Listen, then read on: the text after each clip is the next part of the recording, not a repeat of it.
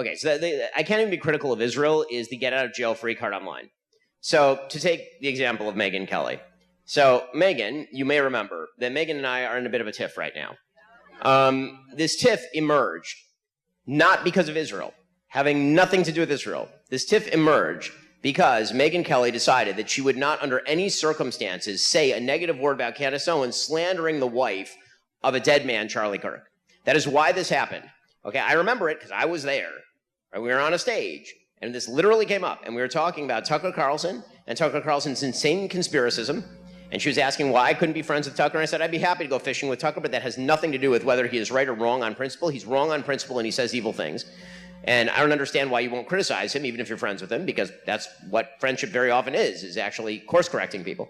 And then the question of Candace Owens came up, and I said to her, you know, I don't understand. You say you're not the mother of the internet. I mean, she comments on everything. Why will you not comment on the slander of Erica Kirk by Candace Owens?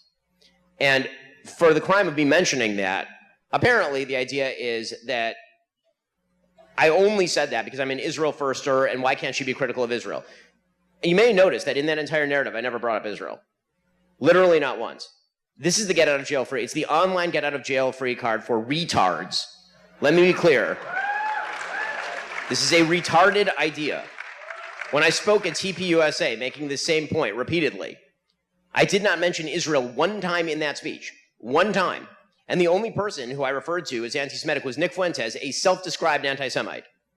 And the critique of me by Megyn Kelly and Tucker Carlson and others was, I only did it because of Israel. Understand the reason they're doing that is to misdirect away from their lack of basic moral character and basic moral sense.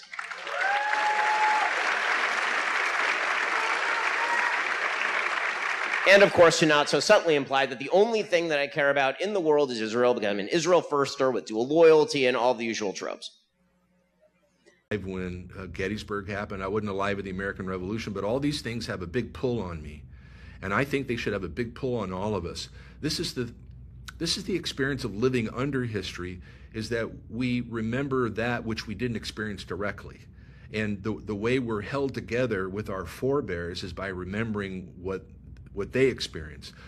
I think the first people in history to live under history were our Jewish forebears, who experienced God's intervention in Egypt, and when they finally took Israel, and subsequently when they remember, their 40 years of wandering and their taking of Israel, they celebrated the Passover meal.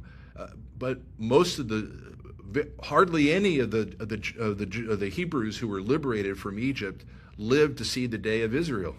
So how is it that that's a meaningful event for them? In Deuteronomy 4, which rests on the wall of the United States Holocaust Museum, Hall of Remembrance, Moses reminded everybody, they're just east of the Jordan River, and he reminded all of them, said, don't forget this, don't lose it from your hearts, and don't lose it as a gift to the next generation. That comes back to, your first question, what is education? What's the state of it? Education is the transmission of our culture. It's a remembrance of what's been given to us.